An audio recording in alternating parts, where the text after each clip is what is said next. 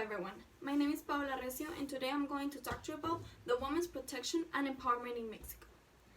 Above all in life, be the heroine, not the victim. Nora Ephron. So first, I'm going to talk to you about the thesis statement that basically are the main points of this presentation.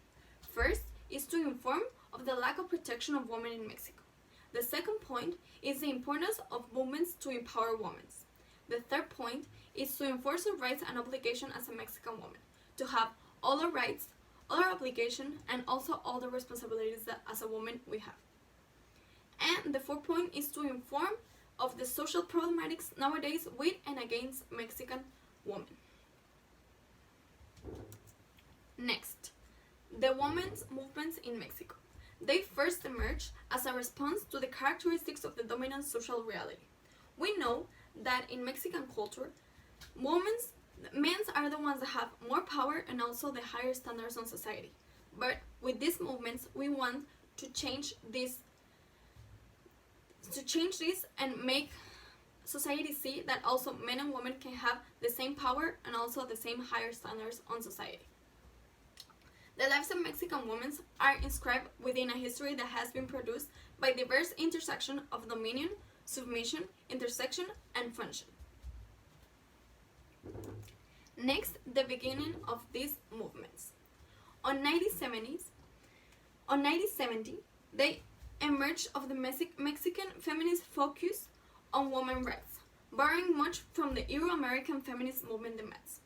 They changed the Catholic standards in relation to sexuality, asking access to abortion rights, and left stereotypes that women are exclusively created to have a husband or to have kids.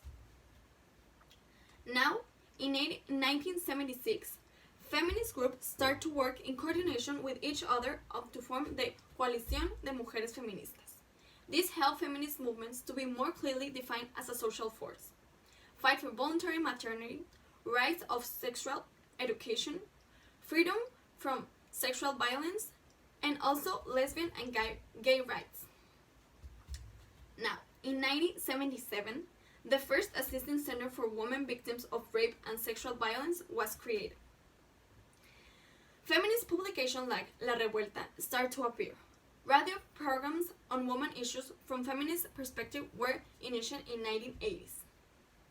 And the last date, 1979. The National Front from the Liberation and Rights of Women was founded.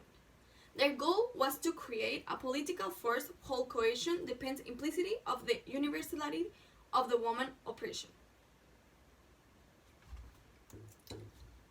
Now, what is woman empowerment? On dictionaries, the word woman power doesn't exist, but empowerment is the process of increasing the capacity of individuals of groups to make choices and to transform those choices into desired actions and outcomes. Also, it's like grow. It can be a process of agent of change that it changed the word I can't to the I can. Now, 3 important Mexican women that increase and help the empowerment in women. First is Sor Juana Inés de la Cruz. She is known to be on the 200 bill, Mexican bill. She was a 17th century nun, self-taught scholar, and acclaimed writer. She was also a staunch advocate for women's rights. The second woman is Florinda Lazos de León. She was a Mexican revolutionary leader of the National Bloc of Revolutionary Women in 1929. And the last woman is Rosario Castellanos. She made a doctoral thesis on feminist culture.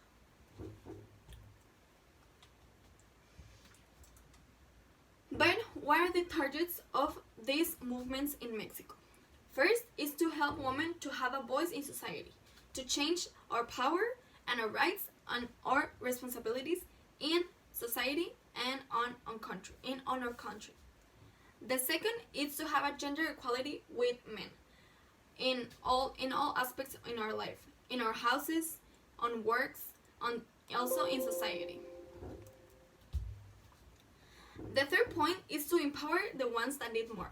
like women that doesn't have a higher standard in society and need more our attention and also our help to have a voice in the society.